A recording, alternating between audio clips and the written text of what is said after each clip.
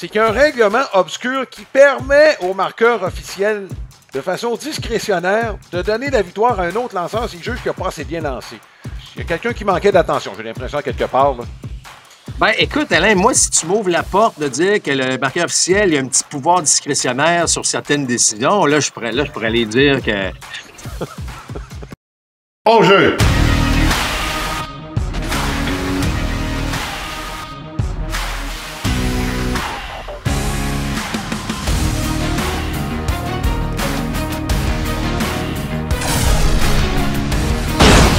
Deuxième prise! Compte complet! Le balado Côte complet est présenté par Don Match, à Boucherville et au Saguenay, votre centre d'entraînement et boutique de baseball avec cage de frappeur intérieur et lance-balles, fier partenaire de votre passion.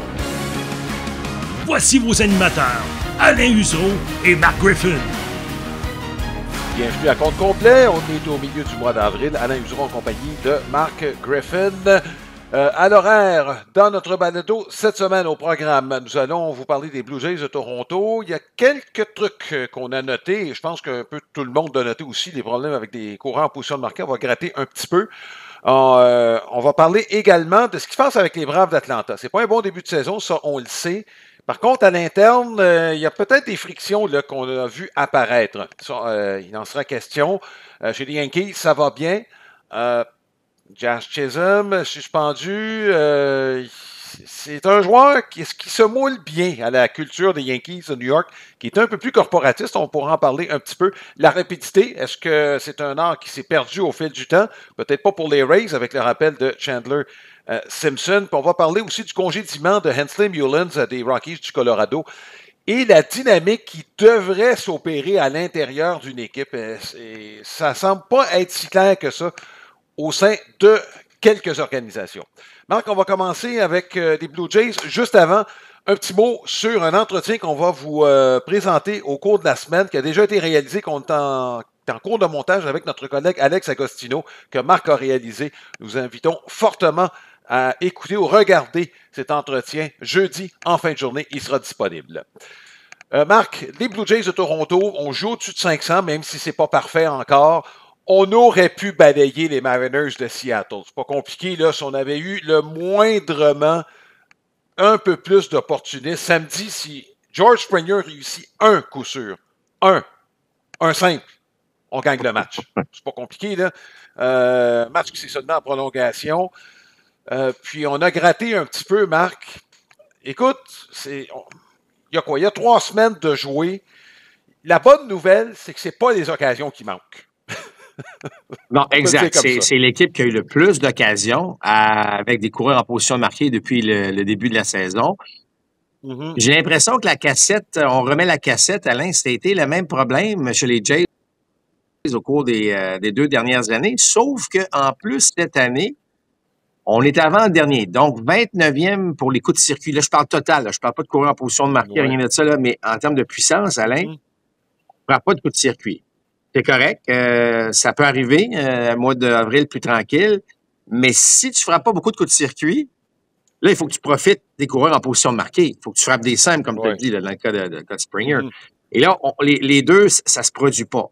On ne joue pas du mauvais baseball, on a une fiche positive, fait qu'il y a des choses qu'on peut espérer que ça change, mais ça reste que l'approche avec des coureurs en position de marquer semble complètement différent ou semble, on semble justement être pas en mesure d'avoir, parce que souvent, lorsqu'il y a un coureur en position de marquer, on va se mettre de la pression comme frappeur.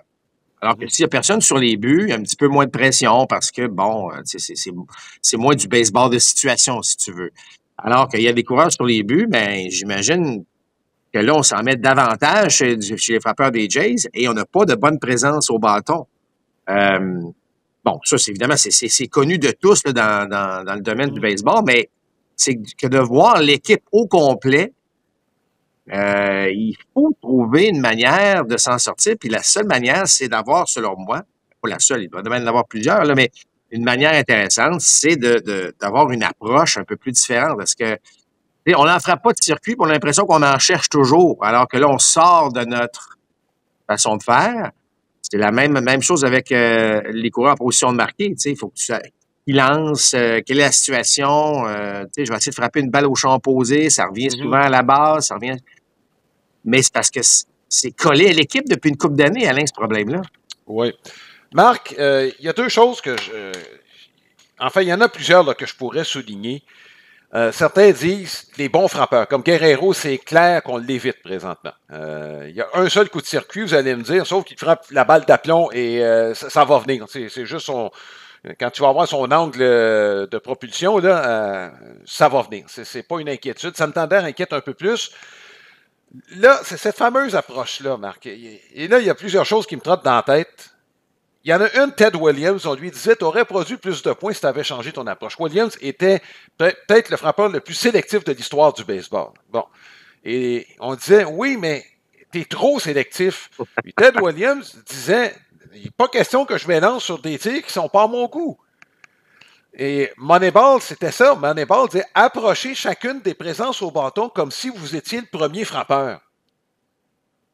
Donc, là-dedans, Marc, puis moi, je trouve que Ted Williams, c'est l'un des meilleurs frappeurs de l'histoire du baseball. Et d'ailleurs, ces théories, Marc, ont été laissées de côté pendant longtemps, mais c'est ce qui est appliqué aujourd'hui. Tu sais, le fameux launch angle, lui, il l'avait en théorie avant. Donc, là-dedans, tu te situes où? Quand tu parles d'approche, est-ce que oui, l'approche Moneyball, ça correspond un peu à ce que Ted Williams fait, dans le fond? Est-ce que c'est pas plus mental que d'autres choses? Ben, je parlais de la pression qu'on se met, là. C'est assurément mental, assurément mental. L'approche que tu mentionnes, Alain, c'est que chaque frappeur est différent.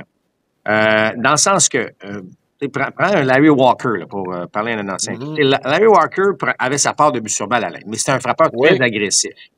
Un frappeur que si tu lui lançais une balle rapide parmi les deux premiers lancers, surtout avec un coureur au troisième, moins de 2 retraits, le gars va s'élancer. Il va aller chercher ce point produit-là d'une manière quelconque. Fait que ça, c'était son approche. Il est au terme de la renommée aujourd'hui. Fait qu'on pourrait pas dire que là, il aurait dû prendre plus de tirs comme dans le cas de Ted Williams. Là. Bon. Mais il y a des approches qui sont différentes. Donc, ça fonctionne pour chacun, mais l'approche d'aller chercher, de trouver ton propre lancer, ça, c'est une approche qui est intéressante. S'il n'y a pas de coureur sur les buts, si on cherche à avoir, justement, là, aller chercher, on a besoin de coureurs, on a besoin de situations. Il faut que chaque frappeur exploite ses propres forces. Parce que si tu t'adaptes aux forces du lanceur, ben, tu vas tomber dans le piège. Fait que, si tu es un frappeur patient, moi, j'ai pas de problème à ce que tu sois patient. Si tu es un frappeur agressif, on sait que les retraits sur des prises, ça vient avec, là, dans le baseball moderne. Mais tu peux pas changer le joueur que, si tu es rendu dans le baseball majeur, tu as fait quelque chose de bien. Que ce soit dans universitaire, que ce soit au niveau du collégial, peu importe. Fait qu'il y a des choses qui fonctionnent pour toi. Et le problème, Alain, souvent, je pense, c'est que là, on sort de ça lorsqu'on arrive dans des situations de même. Alors qu'il faut, au contraire, rester dans notre approche. C'est comme, Beau Bichette, il s'élance tôt. Ça a toujours été ça. Mais ses meilleures années de coup sûr, c'est un gars qui s'élançait tôt, puis qui a une très, très belle approche à 2 prises. Change rien.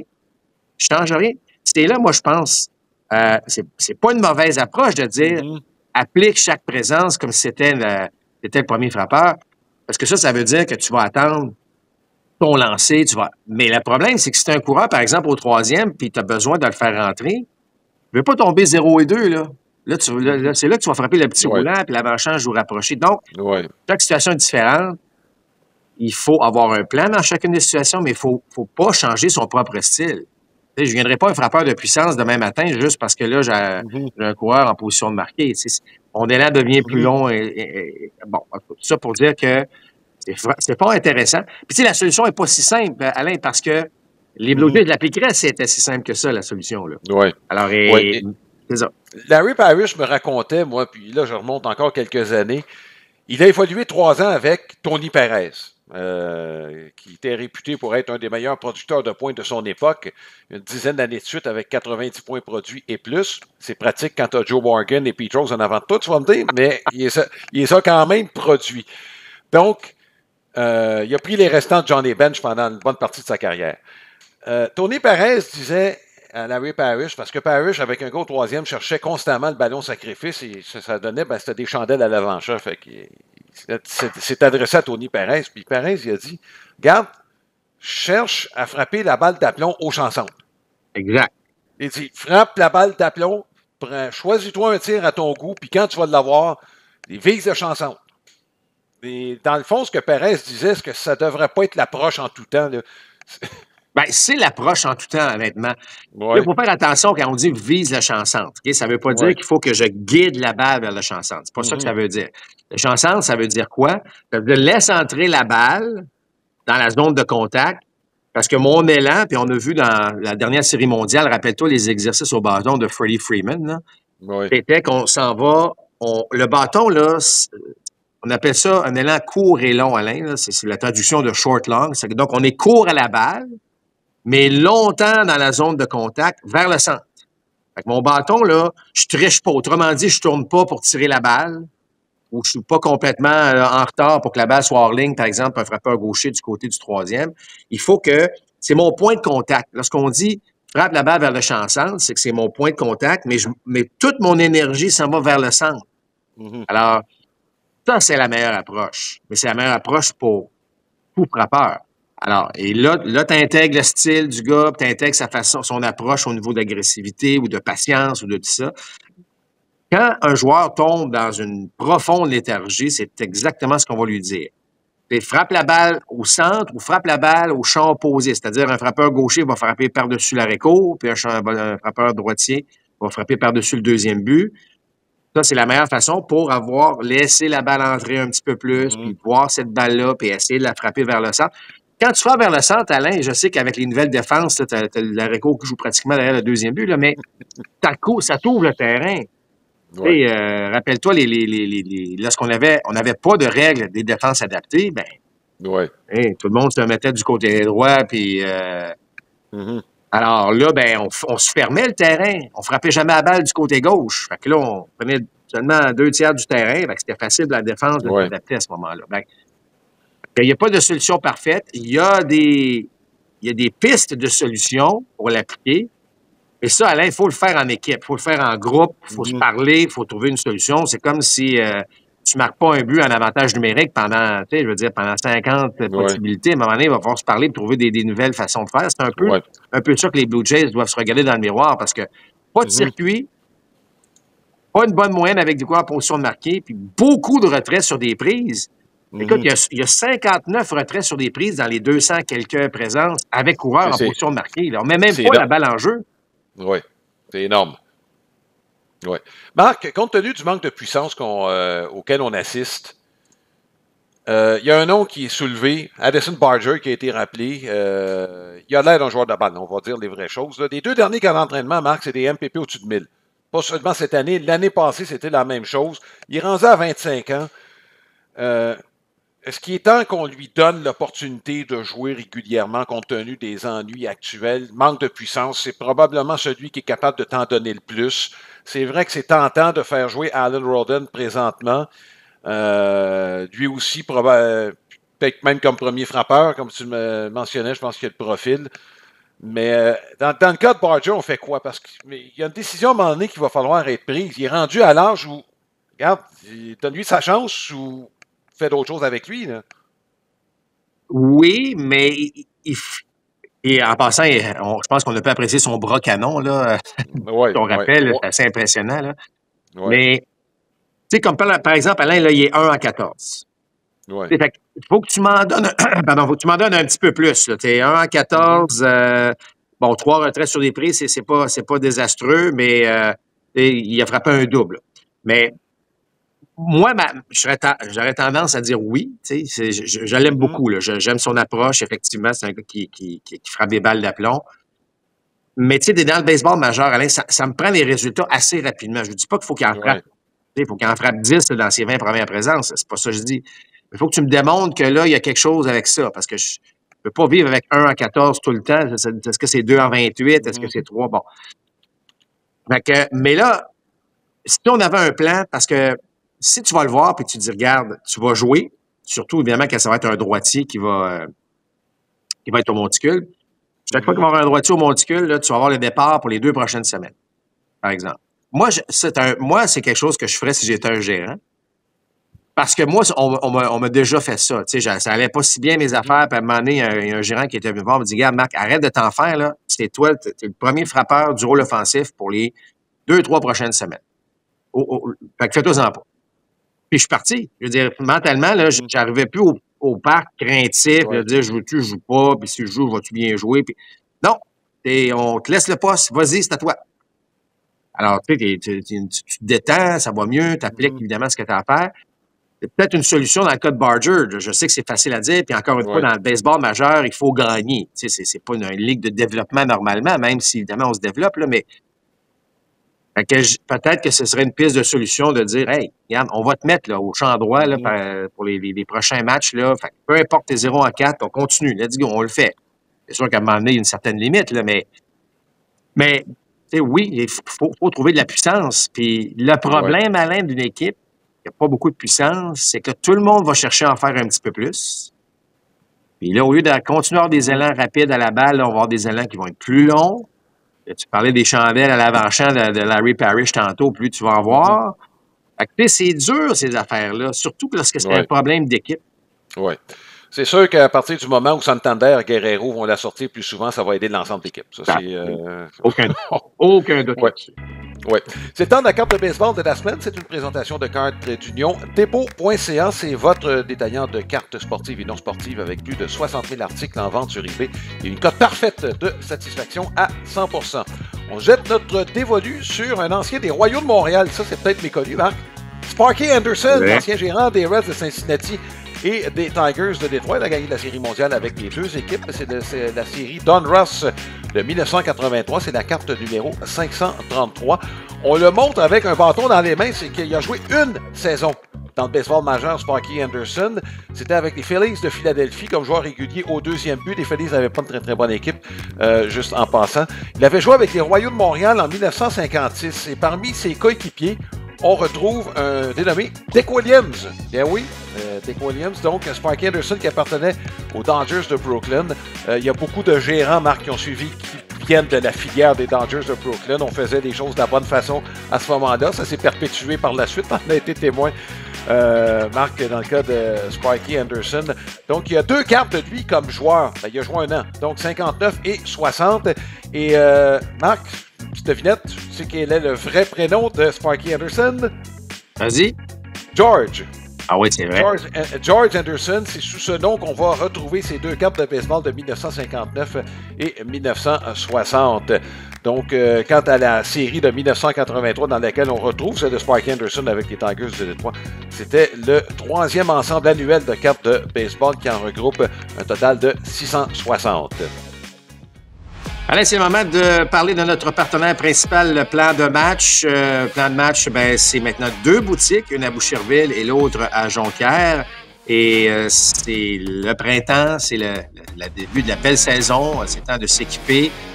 Si vous venez à Boucherville, il y a aussi cache de frappeurs, des cours privés. Et allez sur la boutique en ligne. En fait, c'est boutiqueplandematch.com. Ça, c'est pour la boutique en ligne. Vous pouvez trouver un paquet d'équipements, dont la casquette de compte complet. Alors, merci à Plan de Match pour, évidemment, sa grande confiance en nous. Et si vous avez besoin de savoir comment nous écouter, nous regarder, ou peu importe toute information sur notre balado, allez visiter notre site internet comptecomplet.com. Les Braves d'Atlanta n'ont pas un très, très bon début de saison. Ils sont derniers dans l'Est au moment où on se parle. Ça va se régler à un moment donné. Les Marlins vont glisser derrière les Braves. Ça, c'est assez clair. Washington, probablement. Mais on va s'arrêter sur un incident, Marc, que tu as relevé. Et ce sont des propos qu'on a vus sur les réseaux sociaux de la part de Ronald Acuna à la suite d'une course nonchalante de Jared Kelenic. Et ça n'a pas passé inaperçu. Est-ce que tu peux nous rappeler un peu ce que tu as lu et ta réaction par rapport à la réaction d'Acuna vis-à-vis de cette course-là? Ben, écoute, tu sais, Alain, lorsqu'on ne joue pas bien, en deçà des attentes, là, tout le monde cherche des bébites. Ouais. C'est la faute de la mascotte, c'est la faute du DJ, c'est la faute de ci. C'est souvent le cas, mais... Qu'est-ce qui est arrivé, Marc, exactement? Ben, c'est ça. C'est qu'il y a eu une course où Kelenic n'a pas couru, certainement pas dès le départ, et s'est fait prendre au deuxième. Donc, c'est aussi simple que ça. C'est que sur un jeu très, très, très serré, alors que On sait que si on donne moindrement un effort en sortant du rectangle, il aurait été sauf, évidemment, très, très facilement et retiré. Situation où l'équipe ne gagne pas souvent, on ne marque pas une tonne de points, tu places un gars en position de marquer, tu comprends le portrait. Et Brian Snitker, le gérant, a rien fait là-dessus. On n'a pas sorti Kellenic du match. On a poursuivi comme si tout était beau. Et ça a frustré Ronald Acuna Jr. pour 2 raisons. La première étant, ben justement, on perd des matchs, on gagne pas. Bon, c'est quoi cette affaire-là? Donc, c'est un peu une flèche à l'endroit du joueur en voulant dire, hey, t'es mieux d'arrêter de te traîner les pieds. Mais c'est surtout une flèche vers son gérant. Parce qu'il dit, Ronald Acuna Jr., si ça avait été moi, on m'aurait sorti du match si j'avais pas donné cet effort-là. C'est déjà arrivé. Les Braves sont reconnus pour ça. Bobby Cox avait sorti Andrew Jones en plein milieu d'un match. Sors de là, mon homme, là, c'est pas de même que tu vas jouer au baseball. Ça avait fait couler beaucoup d'encre à l'époque. Là, je vous parle évidemment de l'époque de Bobby Cox avec les Braves et d'Andrew Jones. Et on a fait un peu la même chose avec Acuna lorsqu'il est arrivé. Tu sais, on veut casser les jeunes, on veut, le jeune paraît mal, mais c'est une leçon tu répéteras plus l'erreur. Alors, Acuna, c'est ça. Il en a voulu un peu à Snitker. Donc, ce que je veux dire, c'est que quand ça va pas bien, il y a des commentaires parfois qui peuvent se faire dans un vestiaire, dans un abri, pour dire, hey, les gars, arrêtez de vous traîner les pieds, là. C'est inacceptable. Mais là, c'est devenu public, en raison, évidemment, de la réaction d'Acuna Jr. Puis, tu sais, en même temps, c'est parce que il y a des... Que tu prennes d'un côté ou de l'autre, ça expose un problème, Alain, qui est pas super. Là, est-ce que Snitker est trop mou pour... tu parlais tantôt d'être capable de se coller au meilleur. Est-ce que à ce moment-là, Snitker est trop mou selon les meilleurs joueurs de l'équipe? Est-ce que on n'a pas assez de discipline? Est-ce que c'est pour ça qu'on perd? Est-ce qu'on les gars font continuellement les mêmes erreurs, mais on continue à les mettre dans la formation? Bon, qu'est-ce qui se passe avec ça? Puis là, en plus, tu perds. Donc, Snitker paraît pas bien. Acuna, pour certains, paraît pas bien parce que là, il s'ouvre la trappe et il est même pas encore avec l'équipe officiellement. C'est pas bon ce qui arrive. Mais en même temps, si on a à gratter un petit peu, moi je suis un petit peu d'accord avec Acuna Junior, personnellement. Dans le sens que ça prend quelqu'un qui va dire à un joueur d'arrêter de se traîner les pieds. Puis, évidemment, l'affaire avec Snitker, on aurait pu faire ça à l'interne, dans un bureau fermé. Mais moi, j'aime mieux avoir un gars de caractère comme ça qui est pas content de voir son équipe se traîner les pieds. Il a peut-être été malhabile d'exposer ça au grand public, mais ça reste que moi, je veux un joueur qui se traînera pas les pieds dans mon équipe puis qui va le dire à l'autre. Oui. Marc, je regardais un peu les statistiques des Braves d'Atlanta. Ils sont sous la moyenne autant à l'attaque qu'au monticule. Au monticule, ce qui est inquiétant, on l'avait dit, Marc, de penser que Lopez et Sale étaient pour avoir le même rendement cette année, c'était peut-être en demander trop, qu'il y en a d'autres à qui on devait en demander plus. Sale, c'est pas un très bon, c'est un très mauvais début de saison. En fait, Lopez est blessé. Ça fait en sorte qu'on teste réellement la profondeur de ce personnel de lanceurs. Schwellenbach va bien. Grant Holmes donne de bons services. Mais c'est sûr que les deux as, Marc, qui n'ont pas le même rendement, ça veut dire que, tu as besoin d'avoir d'autres joueurs qui prennent la relève. Là. Bon, évidemment, Strider qui arrive, là, on va donner le temps aussi là, ça va certainement aider la cause. Mais c'est fragile. C'est fragile. Puis on expose ça, Alain, par le fait aussi que l'attaque ne fournit pas assez. Là, on a rappelé Alex Verdugo. Tiens, on se met à gagner. Je ne dis pas que c'est carrément ça, mais on a aussi affronté une équipe, les Twins, qui va pas. Les Twins ne vont pas bien du tout, là. Mais on en a profité. On les a quand même balayés, là, sur une série de 3. Ouais. Là, on affronte les Cards de Saint-Louis. On a peut-être les possibilités d'aller chercher quelques victoires, reprendre une certaine confiance. Mais les propos d'Acuna vont peut-être aussi résonner à l'intérieur du vestiaire pour faire en sorte que ça va réveiller un petit peu tout le monde à ce niveau-là, ce qui est pas mauvais. Mais encore une fois, il faut que les Olsen se mettent à frapper davantage. Il y a un paquet de choses là-dedans que les Braves doivent faire beaucoup mieux, ça, c'est certain. Marc, parlant d'esprit d'équipe et de joueurs qui doivent en donner plus ou l'énergie qu'un joueur apporte à une équipe, Jazz Chisholm avec les Yankees de New York, suspendu pour un match, franchement, de façon bien inutile. Tu as le droit de ne pas être d'accord avec une décision d'un arbitre, mais je ne sais pas si tu as vu les images, beaucoup trop insistant, Marc. Une fois que tu as dit ce que tu avais à dire, tu retournes à l'abri puis tu retournes sur le terrain. Je ne sais pas le mariage, moi, à long terme de Chisholm avec les Yankees, ça va donner quoi? J'ai l'impression que c'est l'image corporatiste des Yankees. Alors, Marc, on aurait peut-être intérêt à la changer, cette image-là. Ce qu'on lui a reproché d'ailleurs à l'ensemble de l'équipe et à Aaron Boone, et peut-être même le deuxième étage. Bon, on se situe où là-dedans? Moi, je ne sais pas, à long terme, là, je ne suis pas sûr là, que ça va fonctionner avec Chisholm. Ben moi, là, je vais te dire une affaire, Alain. D'être frustré, ça va arriver. Ça va arriver. Ouais. Là, d'aller dans le vestiaire durant le match, puis de dire que je vais aller écrire sur les réseaux sociaux que l'arbitre n'est pas bon, ça va me donner une popularité, ça va me donner quelque chose de positif. Ça me rend pas dans la tête. Moi, ça me rend pas dans la tête là, de dire je vais aller poser ce geste-là. Ça va faire bien paraître tout le monde. Ça n'a aucun sens. Moi, dire, je sais pas, moi, j'ai pas aimé ça du tout. Là. Moi, je suis dans l'organisation des Yankees au deuxième étage. Je suis pas vraiment pas content. Là, encore une fois, tu as beau avoir du caractère, là, c'est mal placé. Là. Ça, c'est vraiment. Ton équipe gagne, ça va bien, tu es en première place, puis tu t'en vas amener une énergie négative comme ça parce que monsieur n'est pas content d'une décision. Tu sais, là, quand on dit c'est pas le nom en arrière qui compte, c'est le nom en avant là, sur un uniforme. Ben là, dans le cas de Chisholm, j'ai l'impression que c'est le nom en arrière, même s'ils n'ont pas de nom sur l'uniforme des Yankees, vous comprenez un peu ce que je veux dire. Ouais. Moi, j'ai pas aimé ça. J'ai pas aimé ça. Tu sais, les gars vont le défendre, un gars comme Judge va le défendre, c'est son coéquipier, mais ils sont pas d'accord. C'est sûr que, voyons donc, ça fait mal paraître tout le monde un peu, cette affaire-là. Tu sais. Puis l'équipe va bien, tu n'as pas besoin de ça. Là. Exactement. C'est pour ça que je dis, là tu as l'air très égoïste en ajustant de la sorte. Si l'équipe. Tu vois un gars des Braves le faire parce que ça fait 4 de suite qu'on en perd, tu dis, bon, là, ça va pas bien parce que c'est un peu normal que ça va pas bien, on gagne pas. Mais là, tu gagnes, tu es en première place. Écoute, on lance comme on pensait jamais lancer, surtout avec tes deux partants numéro 1 qui sont sur la touche. Là, tu regardes le travail de... Non, les Yankees, il faut garder cette énergie-là positive, là, parce que ça va bien, prend tout ce qui passe en début de saison. Là, la saison est longue. Là, c'est un geste très égoïste que moi, je trouve ça bien malheureux.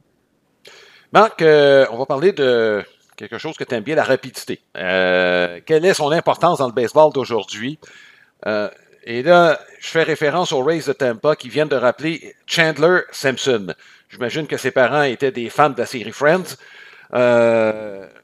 Écoute, Simpson a volé près de 100 buts dans les ligues mineures. De 200, dis-je, 200 buts. 100 l'année passée et près de 100 l'année précédente. On vient de le rappeler. Ce gars-là, il faut qu'il se rende sur des buts. C'est pas un gars de puissance.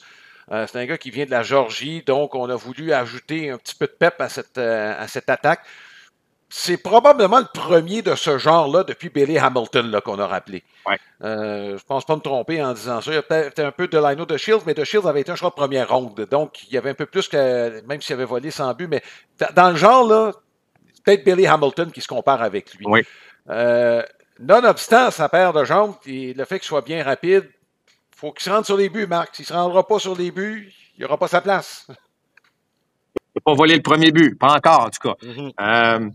Ben écoute, moi, je trouve qu'il y a de la place pour des gars de même. Tu ne veux pas avoir 8 gars comme ça dans ton équipe, comme tu ne peux pas avoir 8 frappeurs de coups de circuit puis un paquet de retraits sur des prises. Tu sais, je veux dire, c'est une formation, un complément d'un paquet de choses. Mais tu sais, Billy Hamilton, dans ses bonnes années, Alain, il dérangeait, là. Puis il faut se rappeler, là, puis là, je sais qu'on est porté à regarder les statistiques seulement, là. Mais si Billy Hamilton est au premier but, là, parler à n'importe quel lanceur, ils vont détester ça, là.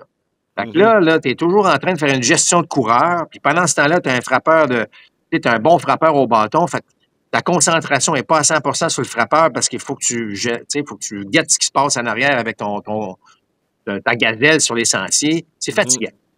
Tu donnes un but sur balle, c'est un double. C'est peut-être même pas un triple parce que les gars vont voler. Tu as toujours ça derrière la tête comme joueur en défense. Tu vas précipiter ton geste. Tu vas, à un moment donné, lui, il court, il va falloir que je me dépêche. Si je me dépêche, ben, le risque d'erreur augmente.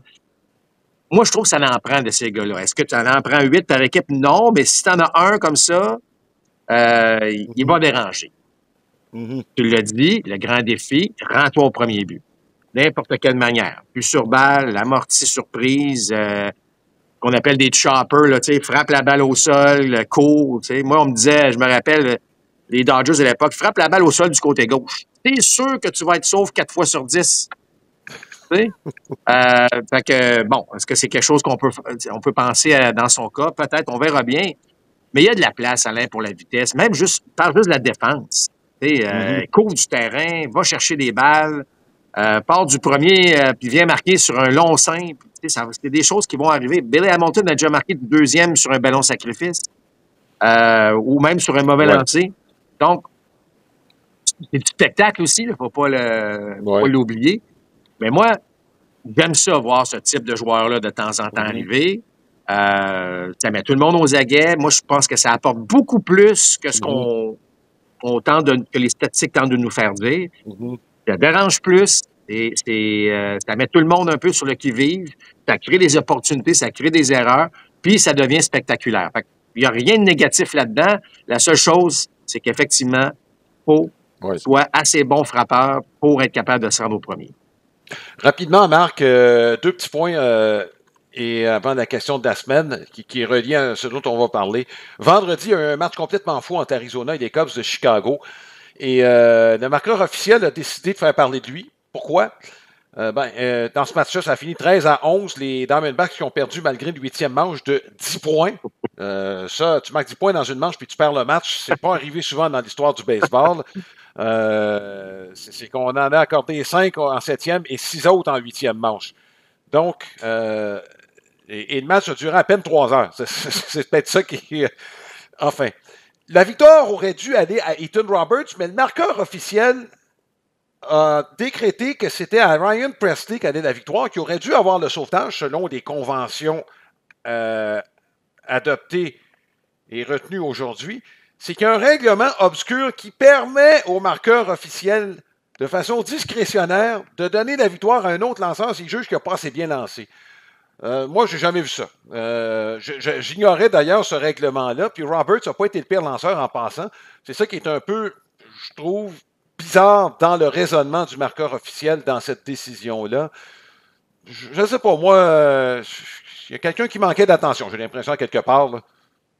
Écoute, Alain, moi, si tu m'ouvres la porte de dire que le marqueur officiel il a un petit pouvoir discrétionnaire sur certaines décisions, là, je pourrais aller dire que... Je pourrais dire que pas parce que les voltigeurs n'ont pas touché à la balle que c'est un coup sûr, alors qu'on aurait dû saisir la balle, tu sais. Ouais. Je trouve que ça, Alain, là, on pourra éventuellement débattre un petit peu plus là-dessus, là, mais moi, je trouve que le baseball a évolué beaucoup, Alain. Les statistiques ont évolué, évidemment, la façon de jouer a évolué. Regarde, on pourrait... Mais la façon dont on marque les matchs n'a pas évolué. Puis ça, c'est peut-être la prochaine chose qu'il va falloir trouver. De ce côté-là. Ben oui, Alain, parce que les statistiques sont importantes. Mais là, le jeu, là, on a des caméras partout, on voit des choses. Ce sont les meilleurs au monde. Il y a des erreurs qui se donnent, il y a des coups sûrs qui se donnent, il y a des prises de décision. Parfois, tu te dis, là, un instant, là, ça marche pas bien. Mais c'est sûr que ça va toujours être controversé, là, les marqueurs officiels. C'est un coup sûr, c'est une erreur, tu sais. Mais ça reste... Regardez, dans le match des Yankees, Max Fried avait un match sans point de coup sûr, puis à un moment donné, on a changé une décision alors qu'on avait donné une erreur, on a donné un coup sûr finalement. Ça, c'est correct dans le sens que, bon, ça peut arriver, là, surtout lorsque...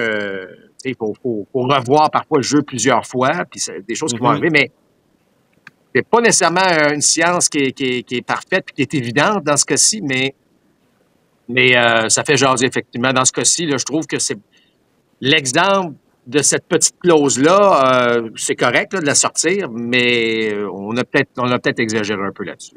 Oui, puis l'autre chose, Marc, officiellement, là, tu regardes les statistiques de Devin Williams, il n'y a pas de sauvetage bousillé, et pourtant, il a laissé aller une avance de 4 points en 9e manche en fin de semaine, c'est samedi, contre les Rays de Tampa. On a perdu éventuellement. Pourquoi il n'y a pas de sauvetage bousillé? Parce que quand il est entré dans le match, il n'était pas dans ces situations de sauvetage. Tu sais, en tout cas, c'est un peu bizarre. Sauf que, et c'est pour ça, Marc, je relève toujours la fameuse statistique Win Probability Added. Je peux te dire une chose, que cette statistique-là, elle en a pris pour son run dans ce match-là pour Devin Williams. C'est un match qui était dans la poche et qu'on a perdu. Donc, tu comprends? Et ça m'amène, Marc, à la question de la semaine. Je connais ta réponse à ça, qui est présentée par Sylmar Autoville. C'est votre détaillant pour les pneus de voitures et de camions classiques et antiques. Je vous invite à consulter le www.sylmar.ca. Le dossier victoire-défaite, est-ce que, selon vous, c'est encore un critère pour évaluer un lanceur? On vous invite à vous prononcer là-dessus en allant sur notre page Facebook, facebook.com/compte complet balado, directement sur notre site Internet. Marc, ça a perdu du lustre, la fiche victoire-défaite. Ben oui, parce que là, premièrement, on a un petit peu moins de départ. Deux, on va pas mal moins loin dans les matchs. Tu sais, je veux dire, c'est malheureux. Là, on n'a plus ces duels de lanceurs-là qu'on avait à l'époque. Et on est tributaire de ce qui se passe après. Là. Tu sais, je veux dire, tu lances 5 manches, 6 manches, 3 autres manches après où que c'est les releveurs qui vont tenter de sauvegarder tout ça. Donc, c'est sûr que ça a bien changé. Il y a d'autres statistiques qui nous permettent de comprendre la domination d'un lanceur. C'est sûr que s'il en gagne 20, ben, ça nous donne une bonne idée de la saison. Et ça se peut qu'il en gagne 14, mais qu'il a dominé outrageusement tous ses autres départs aussi. Oui, c'est arrivé d'ailleurs, il y a des gagnants du Cy Young qui n'ont pas eu beaucoup de victoires, qui ont joué pratiquement pour 500. On a reconnu justement que le nombre de victoires était peut-être tributaire un peu de l'aide à l'attaque qu'on a eu derrière. On pourra toujours avoir un débat. J'aimerais ça avoir Rick Porcello et Justin Verlander qui pourraient nous en parler s'ils parlaient français tous les deux. Mais qu'est-ce que vous voulez? Ce sera pour un autre débat. C'est notre segment au cercle d'attente présenté par Baseball Bob avec l'auteur Bob McDuff qui nous a écrit et pondu plusieurs livres qui portent sur le baseball destinés aux jeunes. Vous pouvez aller sur le site internet www.baseballbob.ca pour en savoir un peu plus. Une bonne façon de vous initier les jeunes à la lecture. Et on le rappelle, chaque semaine, la lecture vous permet d'élargir vos horizons, que ce soit dans le monde du baseball ou autre. D'ailleurs, la littérature francophone sportive au cours des dernières années, particulièrement le monde du baseball, c'est beaucoup élargi. C'est une bonne occasion, donc, pour vous, de vous initier à la lecture. Notre portrait de la semaine, sur un releveur qui vient d'effectuer ses débuts cette saison. C'est un vétéran australien, Liam Hendriks. Écoute, probablement que ça va bien. Il va être le releveur numéro 1 des Red Sox au cours de la saison. Ça fait une dizaine d'années qu'il est dans le baseball majeur. Mais c'est avec les A's d'Oakland qu'il a commencé à se faire valoir. Par la suite, avec les White Sox de Chicago. 2 fois, il a reçu le trophée Mariano Rivera, remis au releveur de l'année dans la Ligue américaine. 3 fois, il a été choisi pour participer au match des étoiles 2019, 2021 et 2022. Survivant du cancer, il a raté la saison 2022. Le retour de l'année en 2023. Opération Tommy John, donc tente un autre retour avec les Red Sox de Boston. Marc, c'est toute une histoire pour un joueur qui vient d'un marché non conventionnel, même si en Australie. Tu sais, c'est comme les montagnes russes. Hein. Il y a des vagues. Lui, d'arriver dans la vague où les joueurs australiens avaient la cote. Exact. Et je vais te dire, il s'est quand même forgé toute une carrière. Ouais. Il a le caractère d'un releveur. Tu comprends?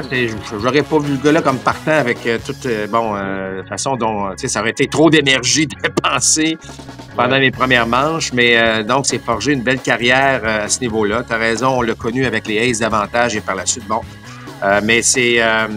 tu vois que c'est un gars qui il l'a eu à la dure, Alain.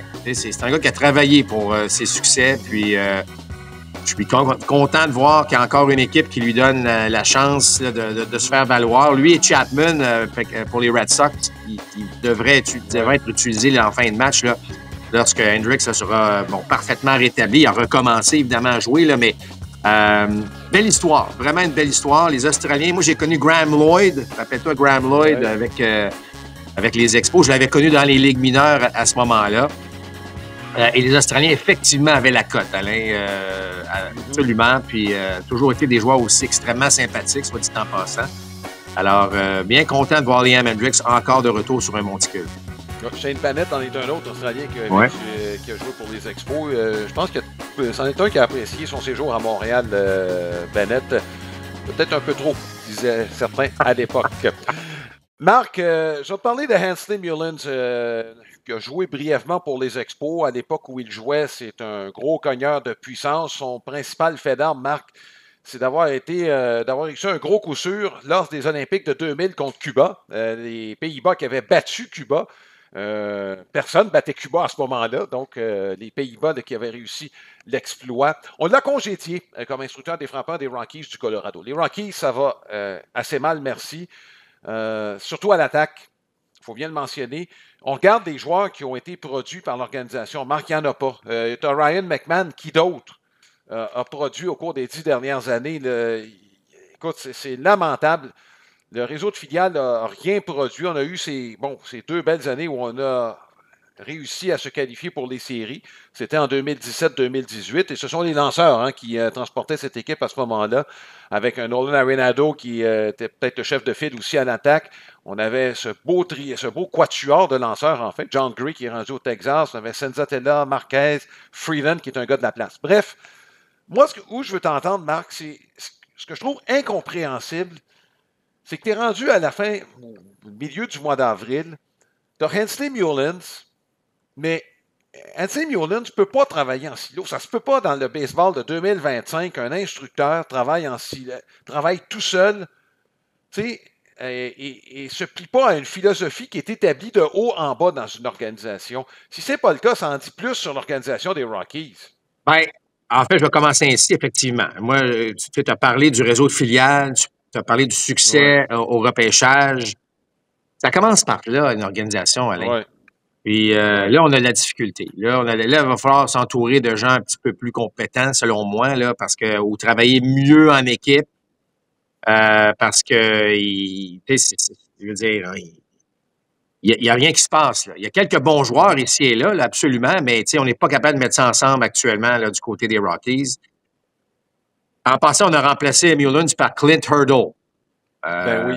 Bon, alors Clint Hurdle, qui est l'ancien gérant, je pense que c'était avec les Pirates la dernière fois qu'il a agi comme gérant. Ouais. Que j'ai bien connu dans les rangs mineurs comme gérant aussi, soit dit en passant. Mm-hmm. Et Clint, c'est un gars beaucoup plus ici que technique. Et c'est un gars là, bien plus dans sa préparation, ce qui est un peu à la mode présentement. Là. On est beaucoup plus philosophique là, de préparation. Je parle des instructeurs de frappeurs. Là. Évidemment, il y a plusieurs organisations qui embauchent 2 et 3 et 4 instructeurs de frappeurs. Ils ont tous leur expertise, un sur la technique, l'autre sur l'aspect mental et tout ça. Mais que se passe-t-il au Colorado? On a parlé des problèmes des Blue Jays, mais c'est pas mal plus profond avec les Rockies là, présentement.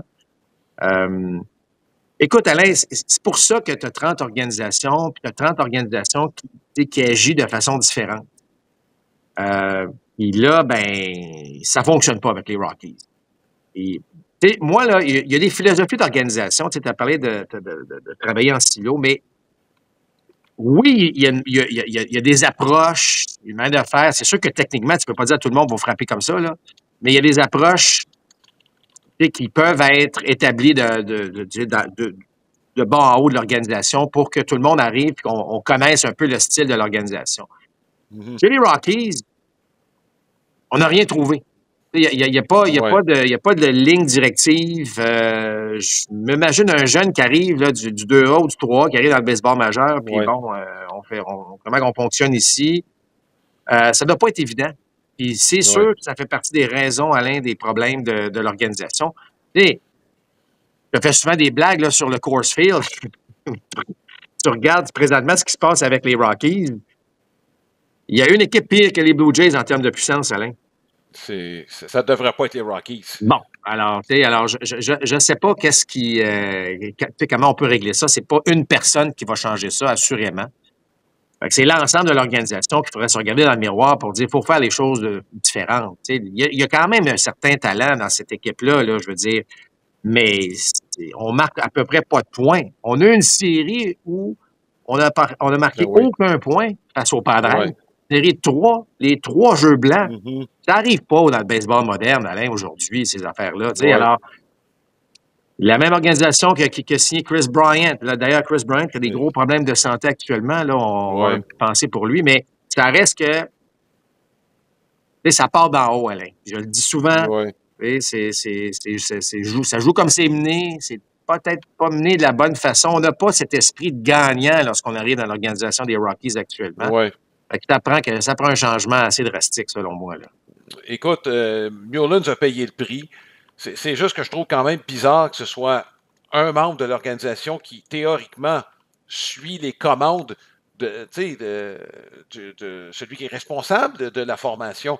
Puis, compte de malheur, Marc, l'année passée, notre troisième choix, Charlie Condon, certains prétendaient qu'il avait des chances même cette année de commencer l'année avec l'équipe. Blessure à un poignet, il n'a pas encore joué cette année. Ça avait été coup-ci, coup-ça à ses débuts dans le baseball professionnel l'année passée. On dit de lui que c'était probablement le meilleur frappeur parmi tous les joueurs qui étaient disponibles. Le troisième au total. C'est le genre de gars avec qui tu ne peux pas te tromper là, avec le Colorado. Oui, c'est ça. Tu as l'impression que quand ça va mal, là, les gars se blessent, les gars sont absents pour toutes sortes de raisons. Mais fais attention, Alain. L'instructeur des lanceurs puis l'instructeur des frappeurs, là, c'est leur propre plan à eux. C'est sûr que là, en haut, on dit OK, on aimerait avoir tel style, mais c'est sûr qu'ils sont responsables de leur département. Je vais dire ça de même, là. Mais c'est sûr que c'est pas l'unique responsable des déboires en attaque. C'est ce que je veux dire. C'est sûr que quand t'en congédies un de même, pas mal sûr qu'on s'est regardé dans la mémoire et on a dit ouais, là, c'est lui qui est cop parce qu'il faut poser un geste, mais c'est pas nécessairement le seul responsable. Moi, je trouve que c'est une organisation qui est amorphe. Ouais. J'ai rien contre Bob Black, le gérant. J'ai rien contre, mais tu regardes un match des Rockies, là. Ouais. La bête jasette dans l'abri, là. C'est comme si on va, on est obligé d'aller au parc, puis on va jouer à la balle, puis après ça, on retourne, puis on revient. Il n'y a pas de vie, il n'y a pas de, je veux dire, j'ai regardé quelques matchs. J'ai pas un échantillon très élevé, là, mais j'ai peut-être 2-3 matchs des Rockies, puis à chaque fois qu'on monte l'abri, c'est sûr, tu vas me dire, Alain, tu as 3 victoires, 17 défaites, là, tu peux pas avoir le sourire dans l'abri, là. Mais il faut que tu commences quelque part. Et je pense qu'il faut que tu commences avec une attitude. Il faut que tu amènes quelque chose là, dans cette équipe-là qui va mêler un petit peu les cartes. Et tu joues dans une division où si tu ne te réveilles pas, là, tu vas être dernier pendant les 10 prochaines années. Là. Moi, je suis inquiet un peu. Doyle va bien. C'est la deuxième année qu'il va bien. Il y a une belle progression. Je pense à Tovar. C'est comme par hasard, il est blessé. On lui a accordé un contrat de plusieurs saisons, Marc. Moi, j'ai trouvé que c'est un peu tôt. Et je te l'ai mentionné, Marc, à un moment donné, ce que je trouvais, c'est qu'il n'y avait pas beaucoup de discipline au bâton et que c'est un profil qui ressemble drôlement à celui de Javier Baez, qui a mal vieilli. T'sais, si tu ne développes pas de meilleure discipline au bâton, Marc, je veux dire, ta marge pour t'améliorer devient mince. Pas compliqué, tu n'as pas de place.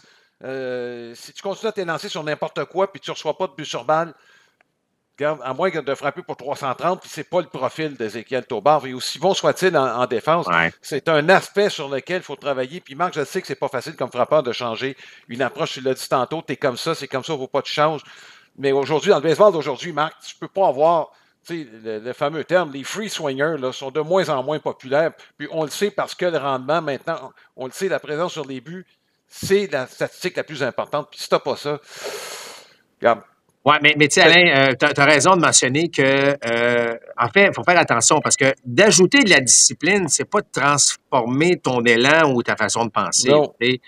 Tu peux amener une certaine discipline, mais tout en... Tu sais, si tu vois, la discipline, c'est quoi, Alain? C'est de s'élancer sur des prises. Oui.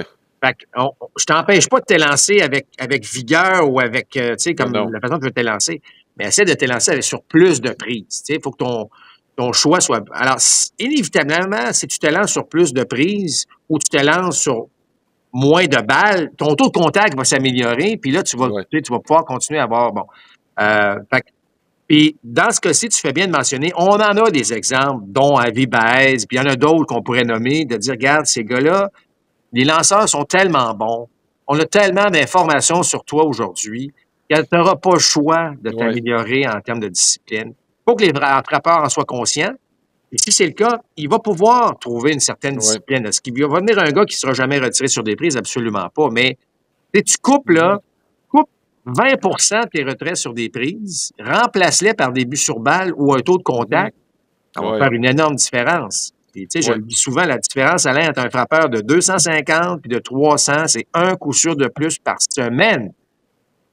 Tu joues 26 semaines, j'ai 26 coups sûrs de plus que je coupe dans mes retraits sur des prises. Ben, j'étais un frappeur de 300. Vu de même, là, il y a moyen de dire à un gars que c'est important d'aller chercher un petit peu plus de patience, je dirais, discipline. Là.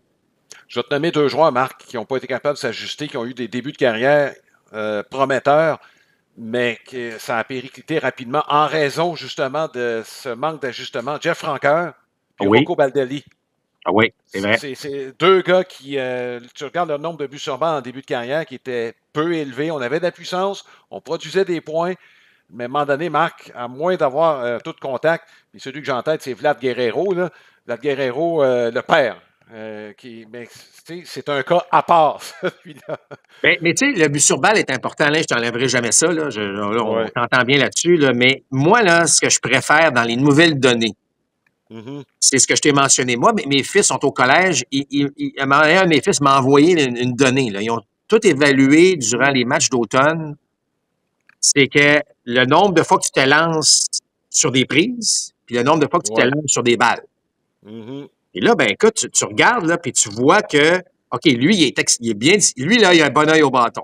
Alors, par exemple, si son taux de contact pas son taux de contact, mais exemple, sa moyenne au bâton, là, je vais utiliser une vieille statistique.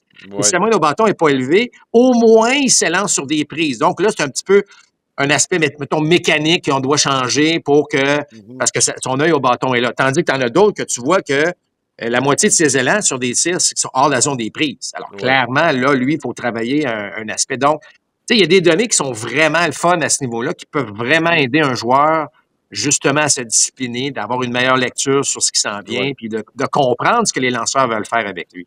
Oui. Juste une donnée pour terminer, Marc, et tu vas voir où je vais en venir. Le pourcentage de prises dans un match à travers le baseball, grosso modo, là, on est autour de 63%. Le ratio de véritable prise est de 57%. Donc, il y a un 6% là, des bons frappeurs réussissent à réduire ce 6%-là. Un Javier Baez, ben lui, regarde, le 57, là, il est probablement autour de 50. Oui, exact. Imaginez, là. Fait que tu as un lancé sur 2 qui n'est pas cadré, là. C'est vu de même, là, c'est un peu ça, là. Donc, mais c'est dur, Alain, là. On en parle, là, mais faut-il le répéter, on n'a jamais eu autant de lanceurs qui lancent avec force, que la balle bouge, que la balle, c'est dur d'être un frappeur dans le baseball majeur aujourd'hui. Moi, je lève mon chapeau. Je trouve que les athlètes sont meilleurs que jamais. Mais on a des données qui nous permettent de tenter de s'améliorer. Et dans le cas de Tovar, c'est un très, très bel exemple que tu as mentionné. Oui. Voilà donc ce qui termine ce balado. On vous invite à nos matchs de la semaine. L'horaire des matchs présentés par Lester. C'est le maître du Sportpick et des hot dogs depuis 1931. Que ce soit pour un match, barbecue, festin en famille, etc. C'est Lester qui est au rendez-vous, disponible chez votre épicier préféré. 3 matchs cette semaine, soit ce lundi. C'est à 19h. Enfin, les 3 matchs sont à 19h. Philadelphie, les Phillies contre les Mets de New York. Mercredi, on verra les Dodgers de Los Angeles contre les Cubs de Chicago. 2 bons duels en semaine. Et pourquoi pas un autre duel de qualité de la Ligue nationale dimanche. On verra les Phillies contre les Cubs de Chicago. À 19h également. Quant aux endroits où ce sera présenté, c'est à RDS. Mais regardez votre horaire parce que on comprend que les séries éliminatoires de la Coupe Stanley ont commencé. Donc, la programmation pourrait être modifiée en cours de match dans ces 3 cas. Donc, on vous invite à être à l'affût. Mais en ce qui concerne le baseball, les 3 matchs que je viens de mentionner, ce sont ceux qu'on vous présente au cours de la semaine. Voilà qui met un terme à ce balado. Alain Huseron de compagnie de Mark Griffin. Merci à Martin Villeneuve, notre maître technicien. On se souhaite une bonne semaine sportive de baseball. À la prochaine.